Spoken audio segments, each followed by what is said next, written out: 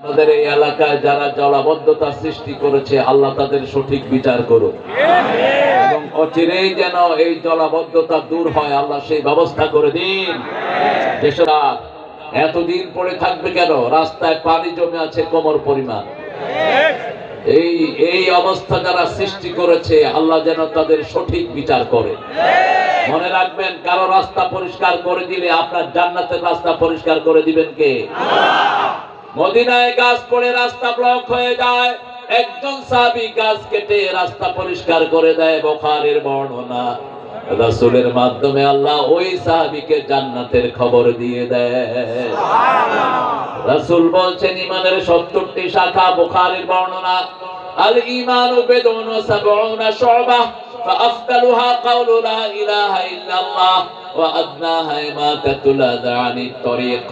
ঈমানের 70টি শাখা। প্রথমটি হলো লা ইলাহা ইল্লাল্লাহ, লা ইলাহা ইল্লাল্লাহু মুহাম্মাদুর রাসূলুল্লাহ।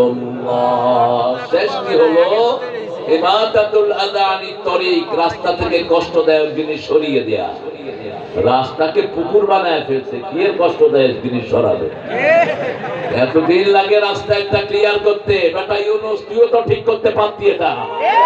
11 মাস বসে আছো, এই এলাকার দিকে কোনো খেয়াল নাই তো। উপদেষ্টাগুলো শুধু ডিমে তা দেয় বসে বসে। আল্লাহ যদি বাদী হয়, নাজাতের কোনো উপায় নাই। প্রথম ব্যক্তি আল্লাহর নামে যারা মিথ্যা কসম কাড়ে, তাদের বিরুদ্ধে বাদী হবেন কে? আল্লাহ। দ্বিতীয় ব্যক্তি শ্রমিকের অধিকার যে ঠিক মতো দেয় না, তার উপর বাদী হবেন কে? আল্লাহ। তৃতীয় ব্যক্তি যে স্বাধীন কোনো ভূমিকে মানুষের কাছে বিক্রি করে দেয়, তার বিরুদ্ধে বাদী হবেন কে? আল্লাহ। আজকে আমরা কোরআন শরীফের একটা শ্রেষ্ঠ সূরা থেকে কথা বলবো। সবগুলো সূরাই শ্রেষ্ঠ। সবচেয়ে শ্রেষ্ঠ সূরা কোনটা বলেন?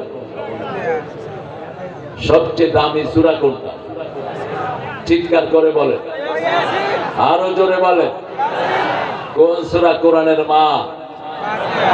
পাপ কোন সূরা? এবার থেকে গেছে মুসলমানরা। শয়তান ওই ঘরকে কবজায় নেয় না। একবার পড়লে 3 দিন শয়তান ওই ঘরে উকিও দেয় না। এই জন্য রাসূল সাল্লাল্লাহু আলাইহি ওয়াসাল্লাম প্রত্যেক দিন এই সূরাটা পড়তেন, সূরাতুল বাকারা। আবার রাসূল বলতেন, সূরা বাকারার সাথে সূরা আলে ইমরান যে পড়বে, কিয়ামতের ময়দানে এই দুইটা সূরা মেঘ হয়ে তাকে ছায়া দান করে দিবে। সায়াতি গামাম ইয়াউমাল কিয়ামাহ।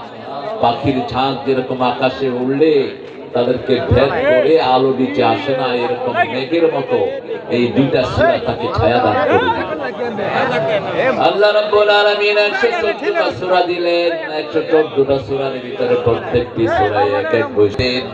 এর মধ্যে একটা সূরা যে পড়ে, কবরের আযাব তার আল্লাহ তার মাফ করে দেয়।